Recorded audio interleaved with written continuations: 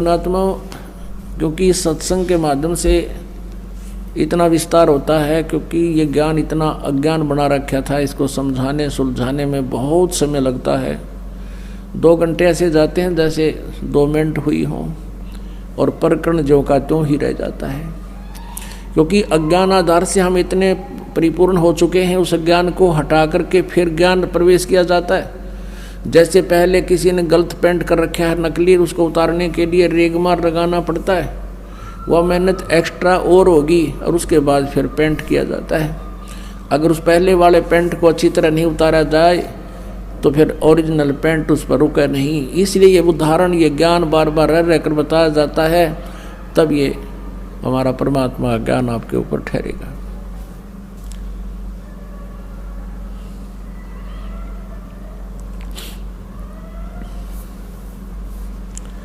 तो क्या बताते हैं कि जेता अंजन आंजिए चश्मों में चमकंते।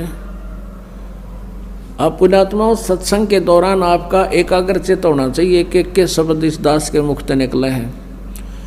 इनमें प्रत्येक के अंदर बहुत बड़ा रहस्य और आपके काम की बातें होती हैं। आप जी इधर उधर ध्यान नहीं रखें, क्योंकि 2 घंटे की क्या बात है, तो फिर 2 घंटे शाम होंगे, 4 घंटे, बाकी 20 घंटे बहुत कुछ होते इधर उधर की सोचने। तो अब जैसे ये कई बार बताते हैं, कई भक्तों को शंकाएं भी रह जाती हैं। प्रत्येक को इंडिविजुअली नहीं बताया जा सकता, ना समाधान किया जा सकता। सत्संग इसलिए किया जाता है सामूहिक तौर पर, आपको कुछ ऐसे गूढ़ रहस्य भी साथ में बताए जाते हैं जो आपको आवश्यक है। अब इसमें क्या शब्द आया है कि जेता अंजन आंजिए, वो चश्मों में दिखनते हैं। अंजन माने माया। जितना भी अंजन यानी भक्ति रूपी जो शक्ति तो ग्रहण करेगा, भक्ति धन, भक्ति माया, वो तेरी आँखों में चमकेंगी। आपकी आँखों के सामने जैसे हमने ये अंधेरे में भी दिखती हैं, और ऐसे बहुत से कुछ ऐसे अलग सी वस्तु दिखती है जो आप जी को भी दिख रही है। जिन्होंने नाम ले लिया 2-4 महीने, 6 महीने, साल, 2 साल हो गए जिनको, उनको ये प्रकट होना शुरू हो जाती है। आँखों के सामने थोड़ी सी दूरी पे सितार से नजर आएंगे, बहुत ज़्यादा और भी काफ़ी क्रियाएं अपने आप दृष्टिगोचर रहती। वो क्या है, हमारी जितनी भक्ति अंदर, हमारी भक्ति बढ़गी, उसका लेवल है, उसका प्रतीक है कि आपकी भक्ति इतनी हो चुकी है। और एक भक्त, कई बार कुछ भक्त ऐसे मिले, वो कहने लगे जी मेरी आंखें खराब होगी, आँखें के आगे काला काला दिखे, तार से दिखे, और डॉक्टर को भी दिखा, डॉक्टर बोला ऑपरेशन करा ले। मैंने कहा भाई ये तार जो है, ये जो भी तुझे दिखाई दे रहा बेटा, ये तेरी भक्ति का प्रतीक है, और ये हमें भी दिखाई देते हैं। ये ना दिखे फिर भक्ति है नहीं तुम्हारी। ये देखने से नहीं अपने आप दिखेंगी, ऐसे आप ध्यान से देखोगे। आपको कई बार ऐसा लगा जैसे कोई मक्खी आ गई, खाना खाते समय भी ऐसे लग रहा है मक्खी या मच्छर आ गया, लेकिन वो हमारे परमात्मा अंदर से जो भक्ति का आगे प्रतीक, वो रिफ्लेक्शन बाहर आ रहा है। और ये सूक्ष्म शरीर ऐसा ही होता है, और ये भक्ति का प्रतीक भी उस नूर से ही हमारा ये लेवल बता रहा है। तो इस प्रकार चिंतित नहीं होना। बहुत से ऐसे भक्त हैं, एक कहने लगा जी मैं तो घर से बाहर नहीं निकलूँ, देखूँ जब मैंने दिखन लग जाए, मैंने डर गया कदे भूत हो। पुणात्माओं, पहले इस दास को बचपन से ही ये थोड़ा सा दिखाई देता था, ये पूर्व जन्म की जो कोई संस्कार डिपॉजिट रह रहा था ना, तो खोजिए पता नहीं कहाँ कहाँ देवता बनकर, राजा बनकर, और वो थोड़ा सा दिखाई देता था। ज़्यादा से ज़्यादा 1 इंच की लंबाई होगी, एक ही था वो, यानी इतनी ही शेष कमाई बची थी इस कलयुग में। वो पूर्व जन्म की डिपॉजिट भक्ति की पुण्य कमाई थी। और ये दास ये सोचा करता मेरी आंखें कुछ कमज़ोर हैं, इसलिए ये कुछ दृष्टि दोष है। जब उपदेश लिया, नाम लिया, 5-6 महीने के बाद देखा तो ये तो और गणा बढ़ गया। 1 साल के बाद तो विघ्न हो गया, और ज़्यादा बढ़ गया। मैंने सोचा बड़ी बात दिक्कत आई, तो गुरुजी उसमें वृद्ध बहुत थे, 104-5 वर्ष की आयु हो चुकी थी हमारे पूज्य गुरुदेव जी की। उनसे ज़्यादा समाधान नहीं करा पाया करते, क्योंकि और भी बहुत भगत थे। हमारा नंबर भी देर से आता था, कभी आता कभी नहीं आता था। तो एक दिन दाव लग गया और दास ने यही प्रकरण उनसे कहा कि गुरुदेव ऐसे ऐसे, पहले तो ये छोटा सा था, अब ये बहुत बढ़ गया, लगता आँखें और वीक हो जाएंगी। तब वो हंसे, कहने लगे बेटा ये तो तेरी भक्ति बढ़ गई, और यही तो प्रतीक है। आज तक मेरे को किसी ने नहीं बताया कि मेरे साथ ऐसा है जो आज आपने आकर बताई है। इसे से दया भक्ति ना करते बाकी के। और ऐसा ही था उनके पास, कोई माया मांगना होता, कोई बेटे मांगना आया करता, कोई कार कोई ठीक, और वहाँ भी नाम ले लेते और फिर माता ही घंटी बजाते, विष्णु देवी पर भी जाते वो सारे है थारा। ये समझ माई तो कर्म बिगाड़ रहे थे, ठीक करना उन्हें कुछ दिखा था और क्या दिखना था। आप जैसे पहले तो सतयुग त्रेता द्वापर में परमात्मा ने अधिक प्रयत्न इसलिए नहीं किया क्योंकि सभी सुखी थे, सभी की समाधियां लगा करती थी, स्वस्थ शरीर थे, क्योंकि पुण्य जब तक चलते हैं प्राणी के तब तक ये यहाँ का नकली सुख महसूस करता रहता है। और जिसको बताना चाहते थे वो सुनना नहीं चाहते थे। सभी कहते थे हमें मौज हो रही है, हमें किसी और भगवान की आवश्यकता नहीं, हमारे तो कृष्ण जी ने या विष्णु जी ने हमारी मौज कर रखी है। अब कलयुग में परमात्मा ने पता था कि कलयुग में इनकी सारा जाड़ा आ लेगा, इनकी सब पुण्य कमाई नष्ट हो जाएंगी और पहले की कमाई इनकी होगी नहीं। और जिन भगवानों को ये मोक्षदायक मानकर इनसे सुख राहत प्राप्ति के लिए पूजाएं भी कर लेंगे, उनसे राहत मिला नहीं, क्योंकि वो दे ही नहीं सकते, वो आपके भाग्य में परिवर्तन नहीं कर सकते। तब परमात्मा ने कहा था कलयुग में फिर मैं पहचान में आ जाऊंगा इनके, क्योंकि इनके पिछले पुण्य होंगे नहीं, बिरान माटी सबकी हो जाएगी। आज कोई परिवार खाली नहीं जिसमें कष्ट ना हो, और 1-8% को शेष बचा हुआ है, उस पर ना जाने कल के बिजली गिर जाए। तो इस परमात्मा की शरण में आने से आपके कष्ट भी दूर होंगे, गारंटीड होंगे। ये सत्कर मान लेना पुण्यात्मा हो। दास का कोई उद्देश्य नहीं, कोई खानदानी पैसा नहीं कि हमारा दादे परदादे भी ये काम करा करते, हमने कोई रोजी रोटी ना मिल रही थी। दास सर्विस करता था, जेई की सर्विस थी, 2 टाइम पर टूक ठीक मिल रहे थे, लेकिन आदेश हो गया परमेश्वर का, गुरुदेव का, कि तू ये काम सेवा कर, मजदूरी कर मेरी।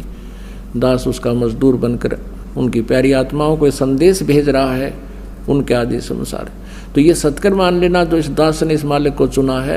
निदास तो पहले कृष्ण पुजारी था, विष्णु पुजारी था, हनुमान पुजारी था, शंकर भगवान का पुजारी था, लेकिन हम उनका अनादर नहीं।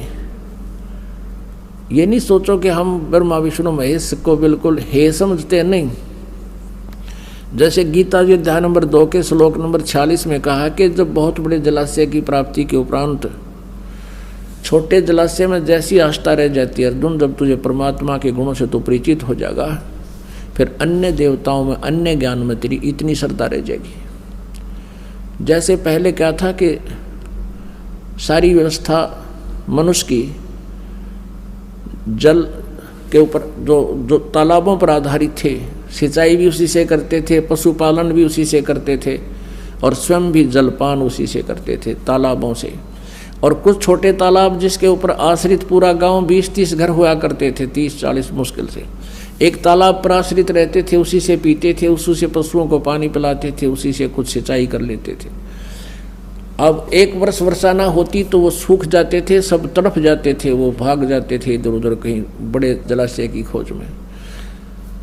और उन व्यक्तियों को कोई बहुत बड़ी झील प्राप्त हो जाए जिसमें 10 वर्ष वर्षा ना हो तो भी जल अंत ना हो, समाप्त ना हो, तो फिर उन व्यक्तियों की धारणा उस छोटे जलाशय में जिस आस्था रह जाएगी उस बड़ी झील की प्राप्ति के बाद, तो उनको वो छोटे तालाब वाला जल व्यर्थ नहीं लगता, वो बुरा नहीं लगता, लेकिन उसकी कैपेसिटी नहीं है जो उनको सदा सुखी कर सके। वो स्वयं नाशवान है। वर्षा होगी तो वो परिपूर्ण हो जाएगा, 1 साल गुजारा हो जाएगा। 1 वर्ष वर्षा ना हुई तो आश्रित भी मरेंगे, वो तो सूखे गया। और उस झील के ऊपर जल वही है, वर्षा का ही जल है, शुद्ध जल है वो, लेकिन उसकी कैपेसिटी पूरी नहीं है, बहुत कम क्षमता का है। ऐसे ही ब्रह्मा विष्णु महेश के जो पावर है या बुरी नहीं है, और परमात्मा की पावर क्या है, तो दरिया है, दरिया गंगा दरिया जैसा समझो, जिसका जल कभी अंत ना हो, नहा भी ले, धो भी ले, नहर भी निकाल ले, सिंचाई भी कर ले, फिर भी खत्म ना हो। तो इस प्रकार हमने इस परमात्मा पर जब आपकी आस्था हो जाएगी, इसका ज्ञान हो जाएगा, फिर ब्रह्मा विष्णु महेश में हमारी फिर वो बुरे नहीं लगते, लेकिन उनकी अक्षमता का पता लग गया हमने। और जिसने 10 वर्षा ना हो रहा ऐसा झील मिल जाए, फिर कौन झाँखण जाएगा उसके ऊपर। अंडरस्टूड है कि जो कार्य ब्रह्मा विष्णु महेश जी नहीं कर सकते, और कर सकते थे तो कितना कर सकते थे, और वो हमें उससे सारा ही मिल रहा है, तो वहाँ कौन जाओगा, फिर वहीं बस जाएंगे उसके पास जा करके। तो ऐसा परमात्मा हमें बताना चाहते हैं। तो कहने का भाव ये है कि वो इस प्रकार इस दास ने इस परमात्मा को खूब पहचाना, और लगभग सन 1994 से आज 2011 आ गया है, 17 वर्ष के करीब हो गए हैं।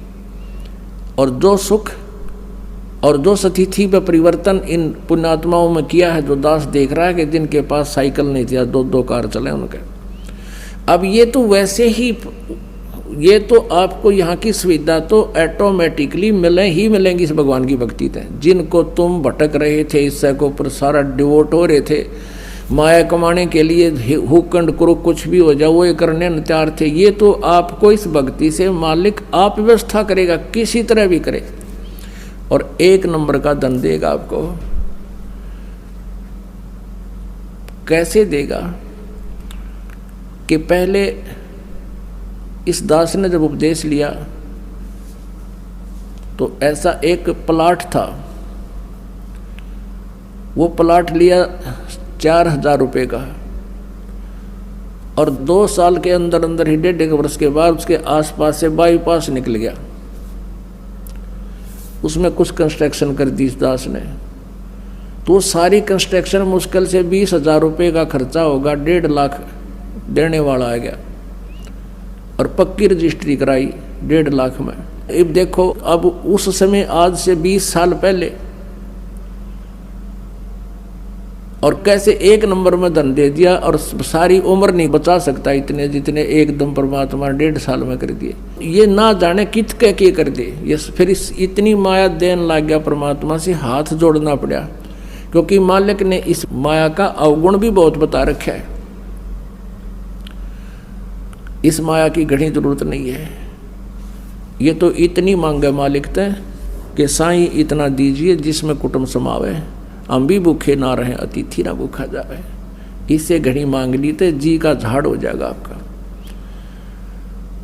और परमात्मा साथ रहेंगे तो किसी चीज़ का अभाव आपको नहीं रहेगा। तो कहने का भाव ये है कि जो यहाँ आपको संसारिक सुविधा जो मिलेंगी वो तो फ्री ऑफ कॉस्ट होंगी, वो तो रुंगे में होंगी, रुंगे में। तो पुण्यात्माओं, हमारा जो सौदा है वो तो है मोक्ष प्राप्ति का। यो सौदा हम मोक्ष वाला तोल कर दे रहे हैं आपको, और ये देंगे रुंगे में, जो सुख सुविधाएं आपको यहाँ की चाहिए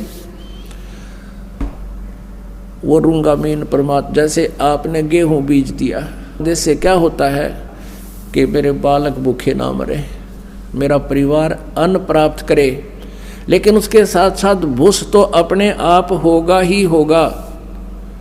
वो भूस तो हो, वो तूड़ा तो बनेगा। तो पुण्यात्माओं, ये वो भक्ति है जिसमें ये माया रूपी भूस तो आपको प्राप्त होगा ही होगा, और साथ में जीवन और बचेगा, वो गेहूं मिलेंगे, यानी मोक्ष मिलेगा।